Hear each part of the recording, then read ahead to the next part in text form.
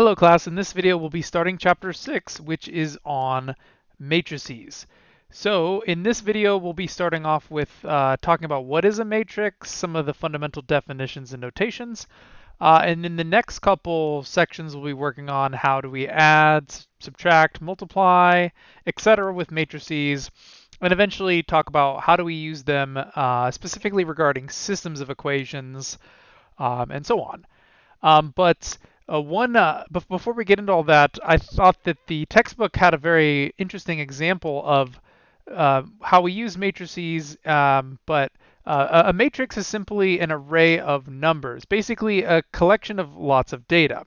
And in the field of computer science, arrays are, ubiquitous. I'll just start by writing a sample example of what a matrix could look like. So basically, what we do is we use a particular notation, basically two brackets, square brackets, and basically we just put a lot of different numbers or data within it.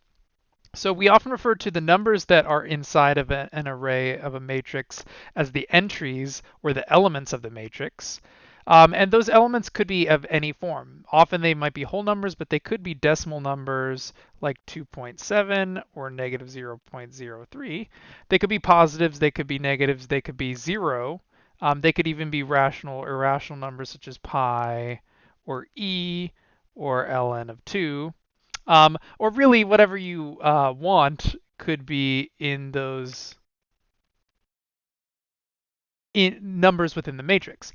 So this particular matrix that I've written is just, we can see there's a bunch of numbers, and anywhere that we collect data or that we're trying to process data, matrices could come in handy. So the example that the textbook poses is, say for example, we're thinking of a two-dimensional image. We could think of the points that make up that image, like in this case, it looks like a lightning bolt connected by lines, but we could think of those points as elements within a particular matrix. Say, for example, the point 0, 0 is one point on that image. Negative 2, comma 4 is another one.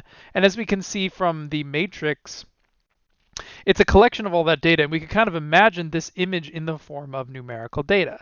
And a computer could recreate an image by understanding the matrix and plotting those points. And the same can be applied to three-dimensional things such as a video game generating polygons. Basically it's just a collection of data. Now, how like obviously that's how we can use a matrix and how we could consider its usefulness. But another thing we could do with a matrix is imagine, well, how would mathematics be applied to that matrix? Say I was to add something to this matrix, or subtract, or multiply. What would that do? And just to give you kind of an example of what matrix multiplication does is, say we wanted to rotate that object and turn that lightning bolt sideways, or in three-dimensional space the same thing could be applied.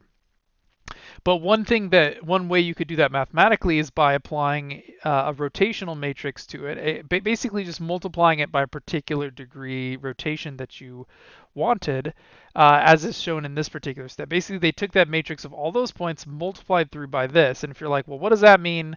We're not going to get into the specifics of rotational matrices and all that other stuff, but basically what you do is you take this, you're going to be multiplying by this matrix, and what you're going to get is a new matrix, which the result of that is a transform matrix rotated by a particular angle. And what we can see is that each one of those points has moved, assuming it's been correctly multiplied.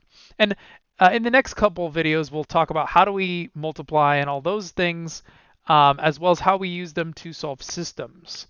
We're not going to be taking a very deep look into matrices, just talking about some of the basics, so that if you ever have a class where a fundamental understanding, it's helpful to know the notation and the terminology and kind of the basics of how matrices work and their relevance to mathematics.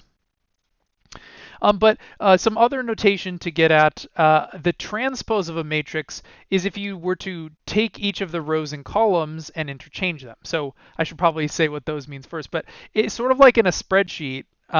We refer to each line of the matrix as its rows. So this particular matrix that I wrote on the whiteboard has 3 rows. We could call it row 1, row 2, and row 3. I'm just going to say R1, R2, R3 just to denote them for for the purposes. And then in this, we would say that this matrix has 4 columns: column 1, column 2, column 3, column 4, which just gives us a sense of the scale. A matrix could have any number of rows and any number of columns you want. Like you could even have a matrix that is only 1 row and 1 column. That would sort of defeat the purpose of a matrix, because the point is to have a whole lot of different information put into one mathematical element. Additionally, we often like this entire matrix is, while it's a collection of 12 different elements, it's still just one entity or one mathematical matrix. So often we use capital letters to denote matrices in math. Like let's just say I refer to this as matrix A, and A would encompass the entire collection of data.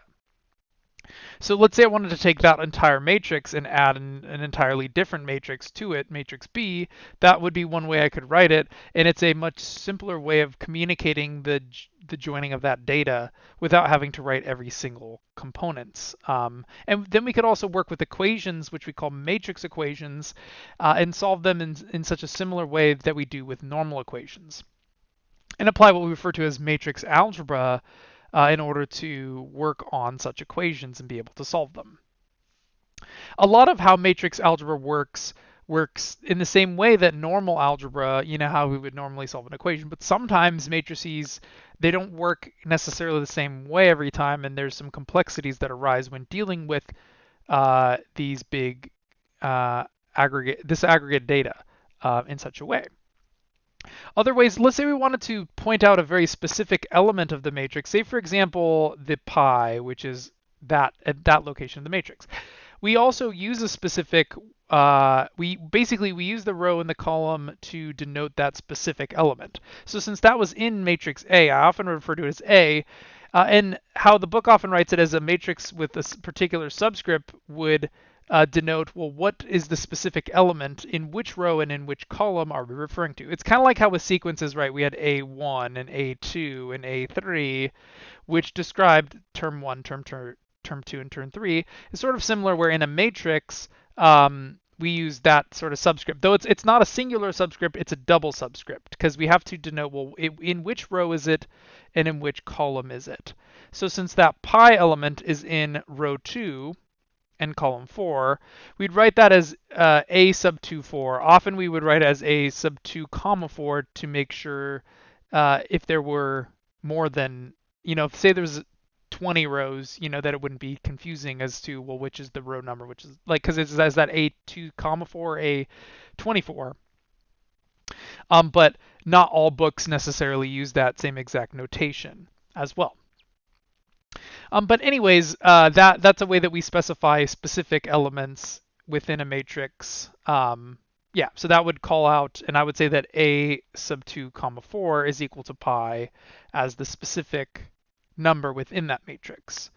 Now, additionally, we often refer to the size of a matrix as basically, you could say that it has 12 elements, but it's more specific because there's a lot of different dimensions within a matrix where, like say for example, had 6 rows and 2 columns, that would also have 12 elements. So just saying the number of elements isn't specific enough. So if you ever ask for what's the size of a matrix, that's always basically how many rows and how many columns is it, or sometimes it's also referred to as the dimension or dimensions of that matrix. But in this case, you always rephrase it as row by column. So this matrix has 3 rows and 4 columns. So the way I would refer to the size of this particular matrix, I'd say it's 3 by 4, or that's often how it's written with the multiplication x sign, though it doesn't mean 3 times 4. But if you were to just take the product, that would give you the number of elements, obviously, within that matrix.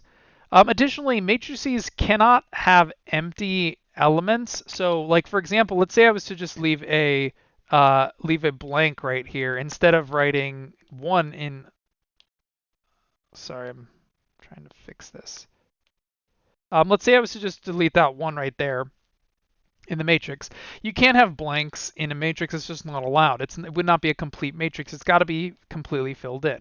But often in real data, sometimes you do have missing elements, or you don't have elements that would necessarily fit the dimensions of your matrix. Usually what you would just do is use zeros to be placeholders for nothing, though sometimes 0 could have a specific meaning based on the context of what you're using the matrix for.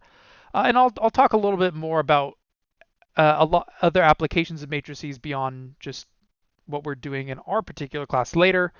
Um, Oh, and what I was mentioning before is the transpose of a matrix would just be inverting the rows and columns of the matrix. So for example, say I wanted to take the transpose of this matrix, basically the first row would become the first column. So since that first row was 1, 3, -4, 2.7, that would just become the first column of the matrix. And often a lot of sources will use a raised, they basically put t in the exponent, which is a mathematical meaning of take the transpose of that matrix. It's not really actually an exponent. It's just a shorthanded way of writing it.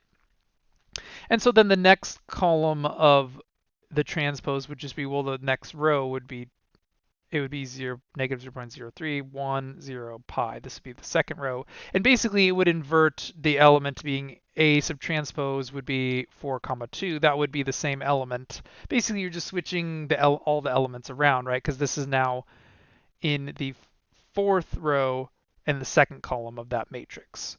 And then e natural log of 2, -42, and 169 would be in the third column, and that would be the transpose of that matrix. And let me try to wrap up this video before it gets too long, but basically I'm just trying to get through all of the fundamental terminology that we might see. Also, sometimes the diagonal of a matrix, often like none of these matrices that have been looking at so far have been what are called square matrices, but a square matrix is just a matrix where the number of rows and columns is the same. So let's say I had a 3 by 3 matrix instead that just looks like this.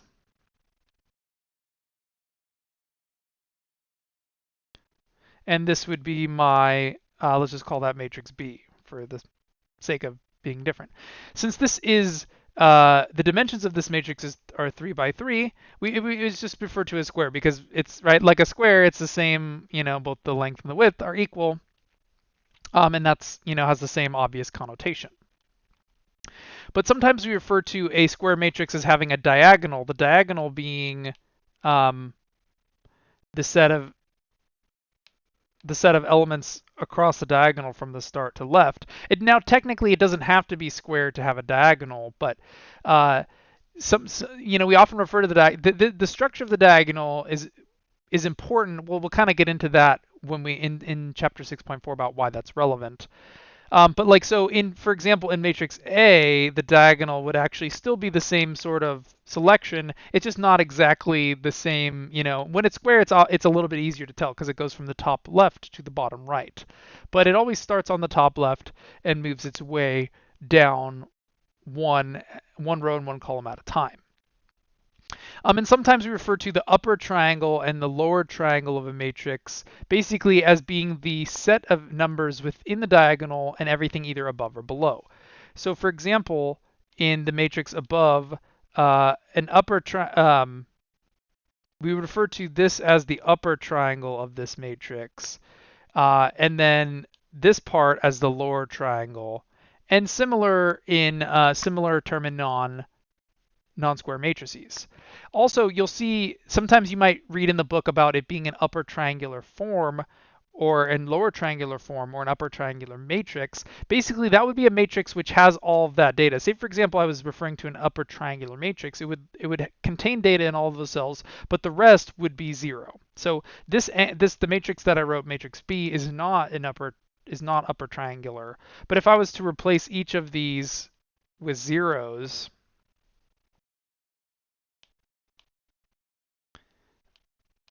now this matrix we would refer to as being an upper triangular form, or same with the reverse. And again, we'll talk about, well, why is triangular form helpful? It's very helpful when we're solving systems, and it's kind of one of the goals of using what we call elementary row operations to help solve a matrix. But anyways, there's a bunch of processes. That kind of wraps up the introductory section on the terminology within matrices. In the next couple videos, I'll start getting into how do you add matrices and how do you multiply them and so on.